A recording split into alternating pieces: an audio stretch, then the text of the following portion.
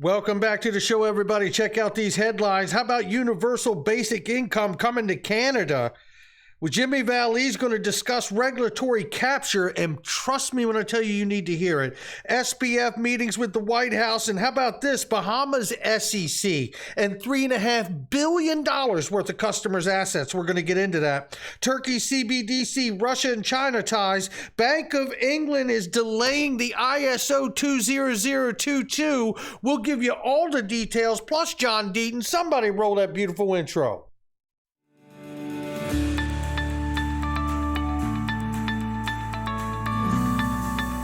Digital Perspectives with Brad Kimes. Come on in.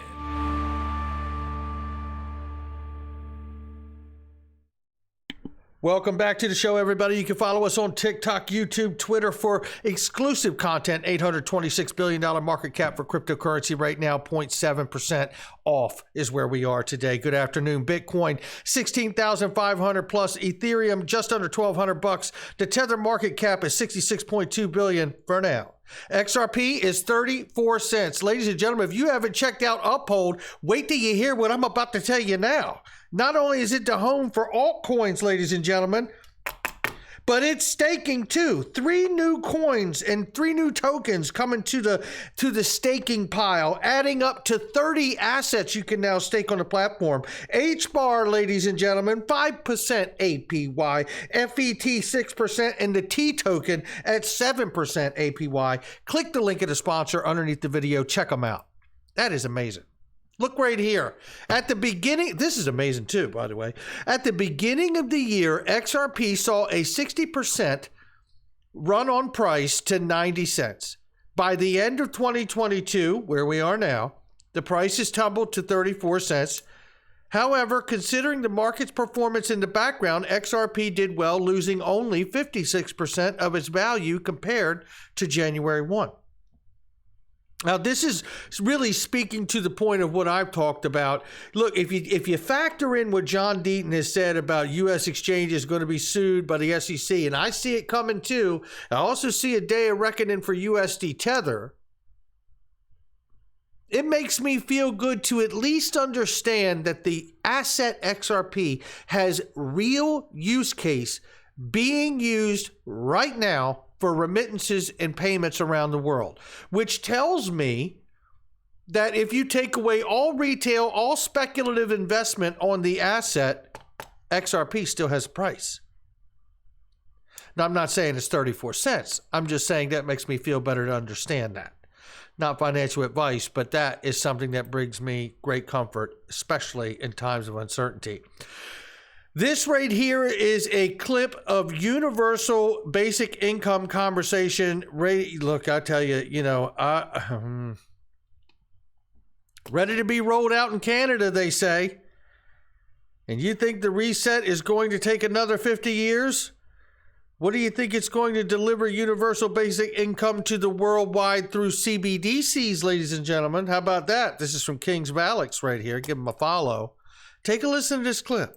Income support would reduce inequality, establish a sense of financial security, and encourage found income support would reduce inequality, establish a sense of financial security, and encourage savings. Well, joining us now to give us deeper insight into what a guaranteed federal basic income would look like is Dr. Elizabeth K. Raining-Bird. What would a realistic federal basic income look like throughout Canada? Who would qualify for it? The request is being made to provide a regular payment made to people who need it and distributed with minimal bureaucracy. What that would do would be to dramatically reduce poverty in Nova Scotia and throughout Canada, improve the physical and mental health of individuals who are currently living in poverty, increase people's sense of well-being, and actually trust in government. How can officials implement an actual trust in government too? Well, look, here you go. Look, I come from the, the 8 words or whatever, however many words it is, we're the government, we're here to help. Yeah, that scares the hell out of me too. You want to make people that are in poverty better. I get that you got to help them out and give them a little money. They need some food and stuff, but you really want to help them? Do you really want to help them? Then educate them. Empower them. Don't just give them free money so they can never get off of the subsistence plan. Empower them so they can actually get out of being in poverty, and then teach their children and the children's children to stay out of it. Through education comes empowerment. Through empowerment comes everything you could ever imagine, right? It's not difficult. I tell you what, this is a clip right here. Shout out to Zach Rector here, and shout out to Jimmy Valley from Val Hill Capital. It's a great conversation, and what you're going to hear is Jimmy Valley lay out how he believes that there has been regulatory capture, which we have talked about a ton on this channel, that has taken place not only in just the SEC, but quite possibly the government as well. You need to listen to this. Take a listen. We had connected the dots that, Jay Clayton and Bill Hinman had worked together on the Alibaba thing. We had basically connected those dots all the way back up to, Ant Financial, Alipay, how all this had played out and was playing out as a distribution system of the Chinese yuan, the digital yuan. So China had already issued its CBDC, and that was being distributed to tens of millions, hundreds of millions of Chinese persons to use in commerce, so that they were getting way, way ahead. We were also seeing on the ground just, Ant Financial things, like if you go to your local Walgreens, there would be a big Alipay sticker there, right? So we had enough information back then to realize that the lawsuit was really subterfuge for a more extensive effort to delay the adoption of XRP and the XRP-L being used as a competitive payment system to, say, an Alipay, right? So when you start to see these types of things and you realize that the very people, who are in charge of the federal agency and bringing these enforcement actions are themselves connected back through China, right? You start to realize that, really the institution of the Securities and Exchange Commission and maybe other institutions within our federal government have been captured by effectively the Chinese government. So you had to kind of, when you realize that, you have to assume that if the executive branch and the agencies, the legislative branch certainly isn't doing anything, right? They're kind of pretending like they don't even understand this stuff, calling it fraud and criminal. You got Elizabeth Warren and was it Brown who sits up there, saying, all this stuff is illegal and it's nothing but air behind it and all this stuff. So they're doing their dance, their act in front of the public. We had to make the assumption that it could be that the judicial branch has been captured as well, that effectively the corporate federal government have been captured and will not basically decide this on a level playing field, fairness and equity type thing, but will end up deciding the matter, for the interests that basically govern them and pay them, right? It is quite a compelling thought. And I tell you, there is quite a bit of evidence to suggest that Jimmy Valley is spot on. But it gets even worse, because then there's just many different layers to the onion of corruption, isn't it? Sam Bankman-Fried held at least 4 meetings with White House aides this past year in a push to influence crypto policy before FTX empire ultimately collapsed. I ask you. This is Mark Wetjen right here, former head of policy and regulatory strategy at FTX and a former SEC regulator. Take a look. Really, that signals there's no issue. A lot of the listeners might already know this, is in the testimony from Sam, but we already have 4 CFTC licenses in the United States. We have licenses in the EU. We have a broker-dealer license from the SEC in the United States. So, we have a broker-dealer's license from the SEC here in the United States. So the question is, to build off of the ultimate macro point that Jimmy Valley was making, and the onions and the onion and layer of corruption that appears to be before us, I ask this: hey, Gary Gensler, how was FTX and Sam Bankman-Fried able to attain a broker-dealer license from your agency without you kicking up the criminal activity going on inside the company? Now, there's really only two answers and two choices here. Was it because FTX was the second largest Democrat donor to the party, or was it due to your incompetence? I'll let him answer. We learned this. I didn't know this. Did you know this? I knew that the Bahamian government had forced or told Sam Bankman-Fried to send funds to them to lock it down. But this is a surprising number. The Securities Commission of the Bahamas has been holding on to more than $3.5 billion worth of FTX customer assets since November 12th. How about that one? And you know what? Former SEC litigator James Murphy met a lawman. Shout out to him, says, surprise, we knew the Bahamas grabbed some FTX asset, but this is the first I've heard $3.5 billion. And me too, James. It's unlikely that these are all assets of the Bahamian sub. I believe these funds may represent a significant percent of the FTX customer assets. Now, there's a part of me, the conversation builds on, but there's a part of me that really does hope that these assets that have been captured and seized here are able to be returned to the customers who were harmed here. I mean, it is just a fraction of what was there. But nonetheless, it should go back to the rightful owners.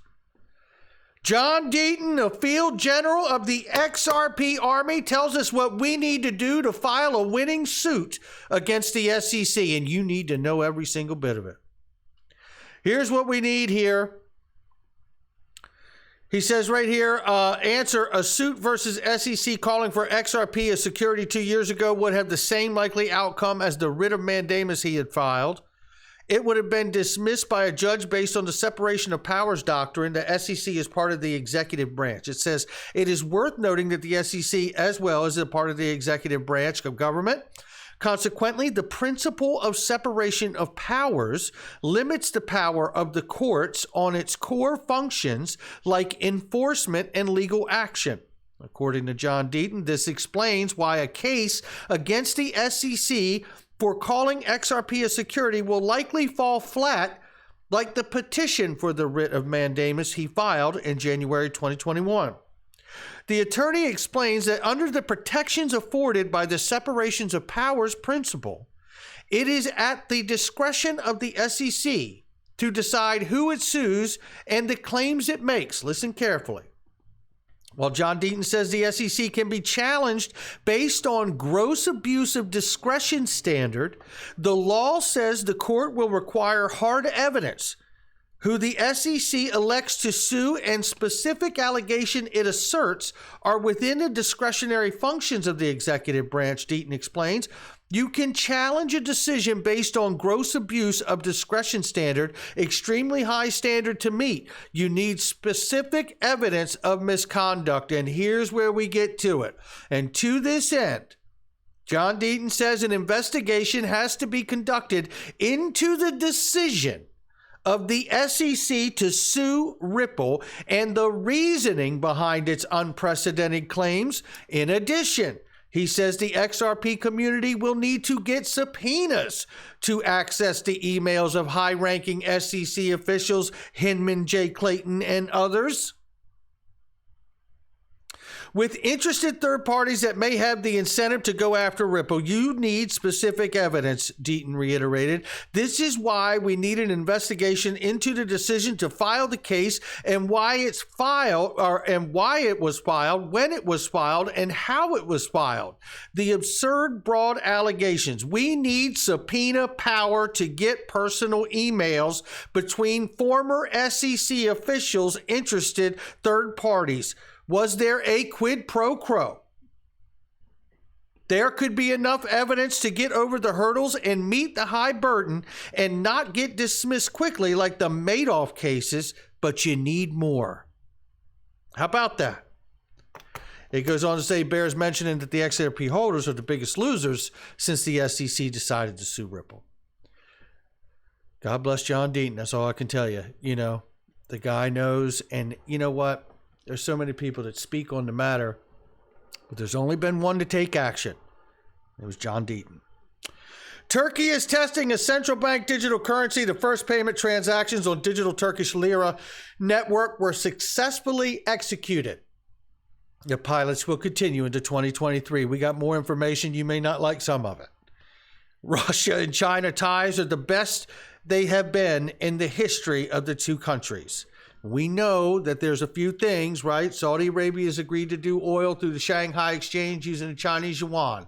That is a de-dollarization campaign, make no mistake about it, to pull away from the U.S. dollar as the petrodollar from the petrodollar agreement back when Kissinger did it in 73 or 74.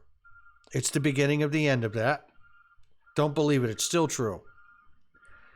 Then we take a look at the idea and understand that Russia has announced that they are going to be releasing gold-backed digital assets. And we've seen war and people lose their lives over that in other countries. Remember Gaddafi?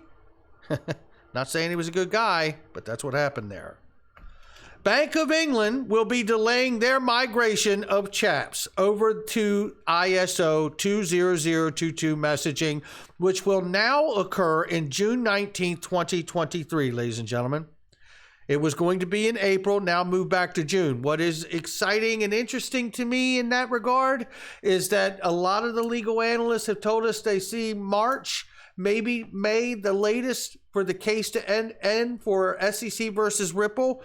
Does any of it fall together? Does any of it fall in a coordinated fashion? I don't know the answer. But I happen to feel like, boy, is the second half of 23 looking like we could see some fireworks one way or another. Things are moving to a new financial system, and it does involve ISO 20022, deep messaging, rich data to be moved, and understanding that that language does coincide and have the ability to work with digital assets and their coding to move the value just as they do the deep, rich messaging data as well. We shall see, ladies and gentlemen. Before I get out of here, if you haven't done it, it's the end of the year. It's tax time. Check out Clinton Donnelly underneath the video. He's an amazing guy. He just helped somebody in the last year or two that I just got a message from, which was amazing. Move and reestablish into Puerto Rico for the tax breaks. It's amazing. He was so happy. He sent me a message. I was blown away by what Clinton was able to help that gentleman do. Click that link underneath the video and get this rate while you're at it. It's Coin Tracker. It will help you track your portfolio, download the information safely, and send it right to your accountant so you don't get jammed up on your taxes. Make sure you check out all the links underneath the video, the great products and services I use each and every day. Not financial advice from me or anyone else. It's just my digital perspectives. I'll catch all of you on the next one.